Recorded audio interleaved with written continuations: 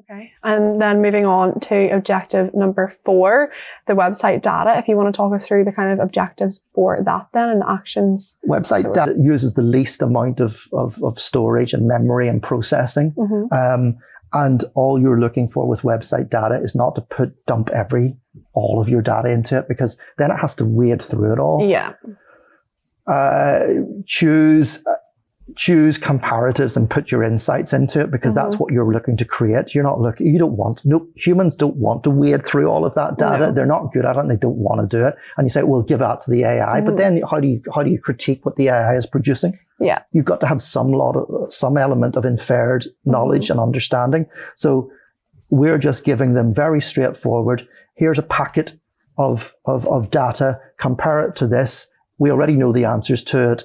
And then we're giving it a third point, because the technology is coming, and you're not looking for insights out of the original data that you've got.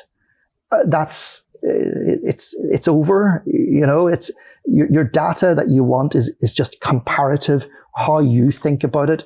You're testing those answers, because we've seen over the last last 6 months to a year, it just the data tables don't work. No.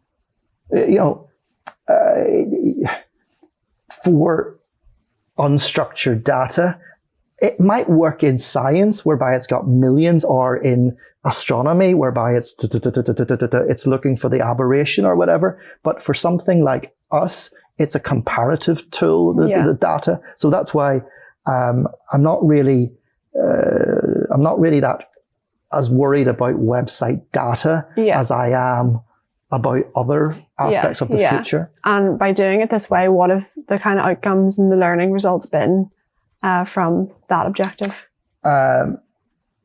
Measurable performance guardrails.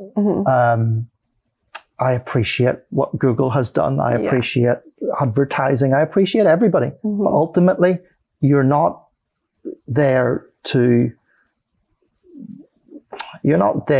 You want my business to be successful. Of course, you don't wish any bad will upon me, but ultimately the decisions have to be made by the small business themselves. So measurable performance guardrails is really what I would say I've got out of it, which is whereby as a single human, I can't keep up with Google ads. I can't keep up with Microsoft ads. Nobody can.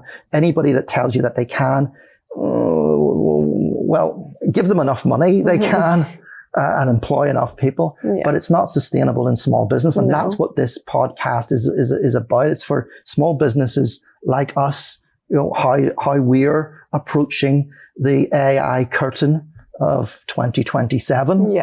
What are the steps that we're doing to make ourselves stronger and better? So I would say that it helps the performance guardrails. It means that you're not giving your money, your marketing, advertising budget away unnecessarily. You're teaching your own agents within your own company how to perform, how to act, what to bid, how to see things, because you see things differently at different times in the year, at different times of the day. You've got to code all of that, unfortunately. So I would say website data is what you want to happen, what you imagine, how you want to be.